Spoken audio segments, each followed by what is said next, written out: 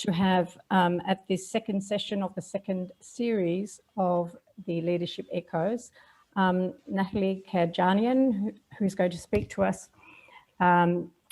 presenting the didactic, and then we have two challenges, one from Norbert and one from Nikolinka. So Nathalie Kayadjanian is an expert in translational biomedical research for rare diseases with extensive experience in academia, biotech, and the pharmaceutical industry in Europe and in the USA.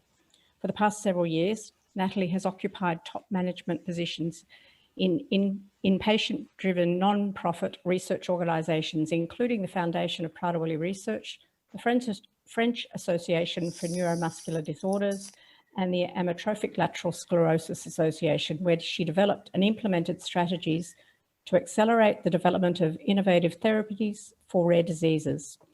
She received her PhD in neuroscience from the University of Pierre and Marie Curie in Paris and did a postdoctoral training at the Salk Institute in La Jolla. And she's going to speak to us tonight on clinical trials in PWS. Thanks, Nathalie. Thank you, Georgina. It's really a pleasure to be here today. Fantastic group. So today I'm going to talk about clinical trials for PWS. And my presentation is going to be composed of three sections. The first section, I'm going to talk about the drug development. I'm going to talk briefly about ongoing clinical trials for PWS. And then I'm going to talk about the hyperphagia questionnaire for clinical trial. This is currently the golden standard to measure hyperphagia. And I hope by showing you this outcome measure to illustrate some of the challenges that we are facing in clinical trials for PWS. So clinical trials are a crucial step in drug development, and drug development is a multi-step process, and it starts on the left by the discovery phase. So this is usually done in academic laboratories where the aim is to identify targets and also identify drugs that can act on these targets to reverse the disease. So usually when these drugs and targets have been identified, then we can test them in usually animal models, and this is called the preclinical stage.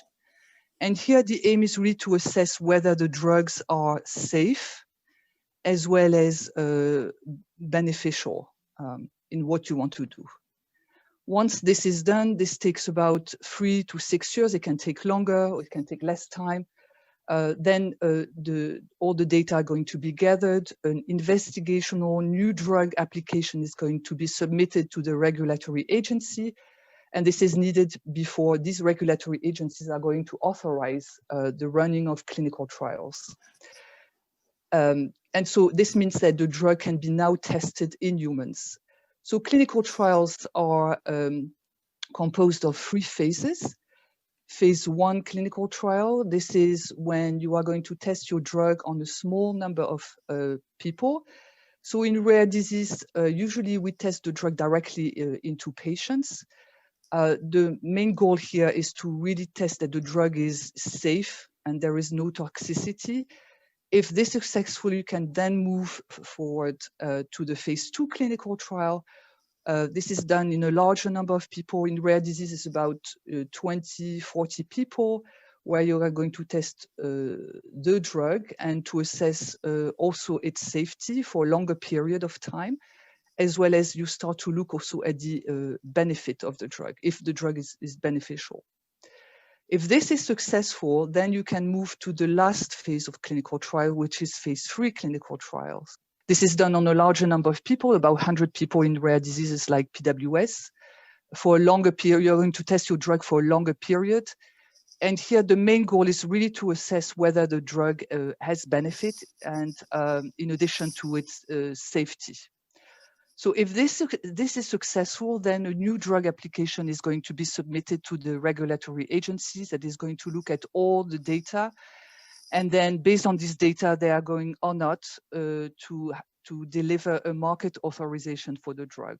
This is not the end of the process.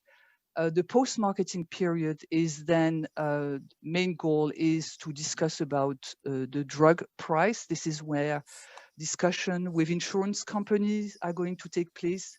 These companies can ask more studies to be done. And so all this is taking place during this period before the drug can be accessed by patients. So drug development is a very long process. It takes about 10 to 15 years or sometimes longer to develop a new drugs. Half of this time is for, about half of this time is for clinical trials. It's a very costly process. It costs more than $1 billion. And this is this number is really for was based on the price for drugs that have been developed for non-rare disorders. So we expect the price to be 60 to 70% less for rare disorders, but nevertheless, it's very expensive. And it's a very inefficient process. As you can see here, 55 to 90% of the drugs that are entering phase 1 clinical trials, so after the discovery and the preclinical stage, will fail. And the main reason for failure is due to the lack of efficacy. So before I talk about the undergoing clinical trials for PWS, I would like to talk a little bit more about some concepts that we are using in clinical trials and definition. So the gold standard in clinical trial is to use randomized clinical trial. These are trials that have been designated to distinguish the effect of a drug from other influences, such as spontaneous change, placebo effect, or other biased observation. So as you can see here on the right of this slide, clinical trials will take a sample of the population that is supposed to be representative of the real world population. And this sample of population is going to be randomized with a subset group that is going to receive the drug. And another subset is going to receive a placebo. And the placebo is an inactive drug, but that is indistinguishable visually from the drug. Usually you will hear about a double-blind randomized clinical trial. This means that the patients, as well as the professionals that are running the clinical trials, do not know whether the patient is receiving the drug or the placebo. So what you want to measure here is a clinical trial endpoint.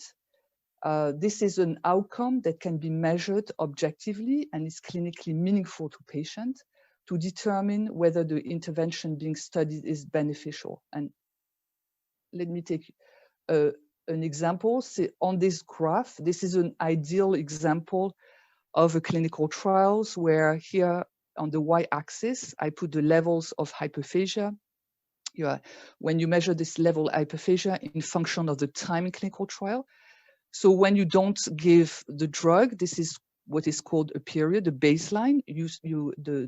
Both groups, the placebo group and the group that will receive the drug should be indistinguishable. And then hopefully if the drug has an effect, it should decrease significantly the level of hyperphagia.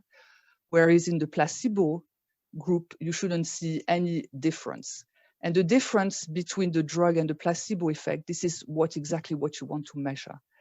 And this is measured by what is one of the most important measures in clinical trials. It's the clinical trial endpoint against which the drug is going to be assessed whether it's benefit or not. Often after a period of clinical trials, most companies, and this is the case in PWS, will implement an open label time. So this means that there will be no blinding that is used, and all the subjects in clinical trials, based, of course, if the drug has no toxicity, will receive the drug. So everybody knows that they will receive the drug, both the group that has received the drug as well as the placebo. So let's talk now a little bit more about the clinical trials in PWS. So here, this is on this very busy slide, I represented the active interventional drugs. So these are new medicines. It's not all the therapeutic interventions that are being developed for PWS. And in this table, I summarize the active clinical trials that are undergoing for hyperphagia. And so as comments that I would like to make, you will see that there are two phase 2 clinical trials. One has been completed that are going on in PWS, as well as we are fortunate to have 4 phase 3 clinical trials with 3 that have been completed. And I will go back to that. So these clinical trials are run mostly, and the drug are mostly being developed by pharmaceutical companies. I just mentioned we have 4 phase 3. That means that we are very close to maybe a market authorization and a new drug for hyperphagia in PWS. Multiple sites and countries are involved, but mostly it's the US, Canada, Europe, and Australia. Drugs with very different mechanisms of actions are being tested. All are randomized controlled trials. Also, in terms of eligibility criteria, this concerns adolescents, young adults, as well as young children that are being included.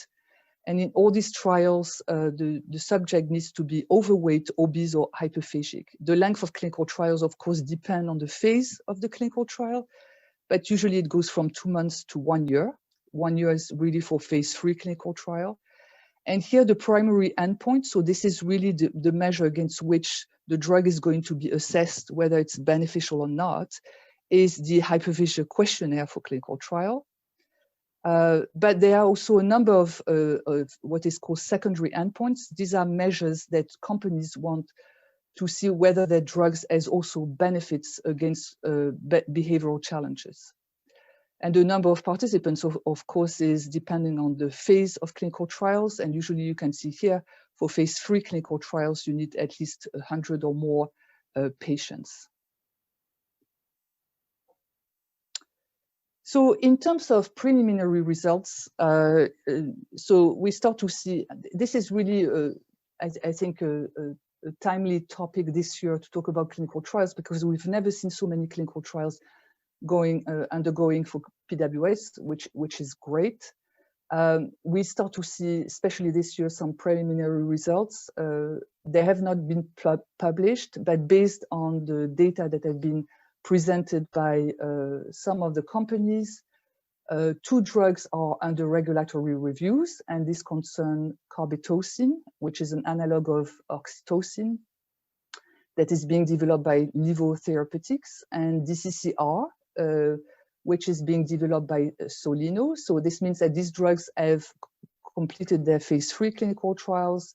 The company feels confident that the results are good enough, that they've shown no toxicity and benefits for hyperphagia, so to really submit a new drug application to the regulatory agencies. Based on the data, we can discuss about this later, but based on the data shown by this company, their impact is, however, modest, and this is based on the scores, the decrease of the HQCT scores on the hyperphagia questionnaire. Some of the data indicate a stronger impact on individuals with PWS with higher HQCT scores, so, which means that maybe the drug is more efficacious in individuals with PWS who have a high level of hyperphagia. In all these trials, we see a very important placebo effect, which is a problem. And unfortunately, we've seen so far several clinical trial failures, including beloranib, which has been developed by Zapgen. Due to its toxicity, it led, unfortunately, to the death of 2 individuals with PWS and was altered because of that. GLWL is a company that has developed a drug, a GOAT inhibitor that acts on the ghrelin pathways, has been also altered in phase 2 clinical trials because of its lack of benefit for hyperphagia.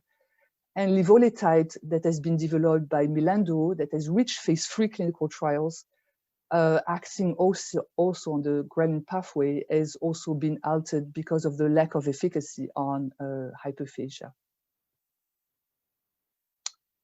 There are also a number of drugs that are being developed for behavioral challenges in PWS.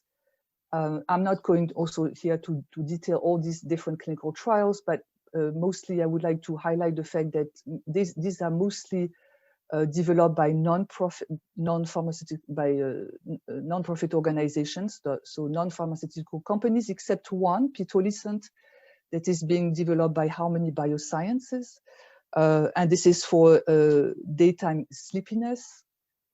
Most of these drugs are under phase 2 clinical trial, except for guanfacine, which is in phase 4 clinical trial. So I didn't mention, there is also what is called a phase 4 clinical trial. So these are drugs that have a market authorization, so they are on the market, but for another indication. So guanfacine is really, the labeling for guanfacine is for patients with ADHD. And here the aim is to test whether guanfacine could be beneficial for PWS, in particular for impulsivity and behavioral challenges. Often there's only one side that is involved in these clinical trials, very different mechanisms of actions of this drug. All are randomized double-blind placebo-controlled trials that include patients, a wide range of patients in terms of age, from 3 to 50 years. Patients need to have moderate to severe symptoms to enter the clinical trials, and the treatment duration is between 1 to 3 months. And here the primary endpoints is varied according to the clinical trials. It consists of behavioral questionnaires, and there are a number of secondary endpoints also that are being used in these clinical trials. And you can see the number of patients is much lower compared to the hyperphagia clinical trial, except for pitolisant that might include more than 60 patients. So what are the lessons so far that we've learned from these clinical trials for PWS? There are many opportunities. You can see several phase 3 clinical trials, 2 drugs under review, so are really close to market authorization. And we might see a new drug that is being approved for hyperphagia. Drugs for hyperphagia with different mechanisms of actions are being tested. And that's important because it really moves, in addition to hopefully, some good results or a new drug that is going to come for hyperphagia. This also, we will learn a lot about the mechanism of actions also of these drugs, and this will advance also our knowledge about PWS. We have promising phase 3 clinical trial data that suggests that hyperphagia can be treated, and I will show you one example. Younger patients are being tested, and that's important because it's the effect that when you test a drug on adults or young adolescents, the pediatric population is often very different. And this is not specific to PWS, but because of the regulatory incentives that exist since a number of years in many countries that have attracted a pharmaceutical company to develop drugs for rare disorders, we can see, and you can see, in fact, an increasing number of clinical trials for PWS, which is great. And very important, we have a strong PWS community that have developed a number of tools that makes also PWS an attractive, if I can talk like this, an attractive disease for pharmaceutical companies. But we are facing also a number of challenges. We need an increasing number of patients, especially for phase 3, and recruitment is a big challenge for clinical trials. Only patients with moderate, severe hyperphagia or behavioral challenges are currently being tested. What we hope to see in the future is clinical trials that will include patients at the pre-symptomatic phase, so before they developed hyperphagia or before they develop behavioral challenges. The focus is more on hyperphagia treatment, but we start to see development of drugs for other symptoms that are important for PWS. The evaluation of risks in this population is needed. In particular, this was highlighted by the failure of the Zafgen drug, the beloranib, that caused pulmonary embolism and thrombosis that led to the death of 2 individuals with PWS. The variability of PWS across lifetime, the culture across different cultures and environmental settings is still unknown, and that's important when you are running clinical trials. and developing clinical endpoints that are relevant to PWS, that are objective and meaningful to patient and caregivers is very crucial. And in this regard, I would like to briefly discuss about the HQCT, which is currently the gold measure for hyperphagia that is being used in clinical trials for PWS. So the hyperphagia questionnaire for clinical trial was originally developed by Elizabeth Dykens and Elizabeth Roof in Vanderbilt University in the US. And then it was modified by Zavchen for a clinical trial. It's a 9-item questionnaire. It's a caregiver-reported questionnaire with scores ranging from 0, that means no hyperphagia, to 36 that witness extreme hyperphagia with a 2 weeks record. So it's asked 2 caregivers to answer the questionnaires based on the behavior in the last 2 weeks. And as you can see, there are 9 questions. For each question, the score range from 0 to 4, depending on the frequency or the intensity of the behavior. So the first question is whether the individuals get upset when denied food, bargain to get more food, forage through trash for food, get up at night to seek food, asking for food after being told no or no more, whether they spend time asking or talking about food, sneak or steal food. Question 8, distress when stopped from asking about food. And the last question is about food-related behavior interference with daily activities. So we can discuss about this, but there are a number of challenges with this hyperphagia questionnaire. I mean, it is great to see a questionnaire that is specific for PWS, but as you can see, it's a caregiver-reported measure, so it's really an indirect measure of what the individuals with PWS themselves are feeling. And you know, this is due mainly to the difficulty in this population because of the cognition and the difficulties to report on their own feeling. So it's not an objective measure. We don't know about the natural variation of the HQCT according to the age, according to different culture. We don't know, for example, if this questionnaire is sensitive to measures that are taken, for example, by caregivers to control the food environment. And this is the case, for example, for question 3, forage through trash for food, where often parents who are controlling the food environment report that this is a behavior that they don't see. So there's a number of challenges with that questionnaire. But nevertheless, this is the questionnaire that is the mostly used at the moment. And I want to give you an examples below of, for me, what is the best example of an effect of a drug against hyperphagia that we've seen so far, which is with beloranib. Unfortunately, that has been shown to be toxic. As you can see on the left part of this figure, this report the change in HQCT scores. So what you hope to see is if the drug is efficacious, it should decrease the HQCT score. So if you see the change from baseline, you can see here a small placebo effect. Unfortunately, most of the other clinical trials, you see a big placebo, a much larger placebo effect. Whereas you can see here with 2 doses of beloranib, a significant decrease in function of time of the level of hyperphagia as measured by the HQCT scores. And as you can see here, the larger number is 7 points, and Zavchen has shown that this corresponds to a difference of 7 points is associated with moderate to important clinically meaningful differences as assessed by what is called the caregiver or the clinician global impression scale, where you ask the caregiver and the clinician whether they think that the drug has made a difference in their life. And this was accompanied by a significant change in the body weight, a decrease of body weight in the treated group.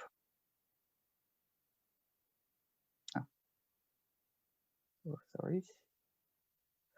So the caregivers play a crucial role in clinical trials, and I wanted to highlight this in my last slides, not only by participating to clinical trials and clinical research, but playing also a more active role to educate regulators about PWS as well as drug developers, also to gather evidence on what matters to caregivers and patients. That's crucial for the drug developers, the regulatory agencies, as well as insurance companies. I think that's important to think that, you know, things don't stop at the end of a clinical trial.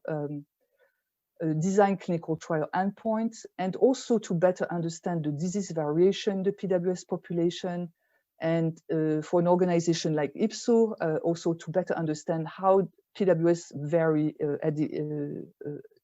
across international culture and countries.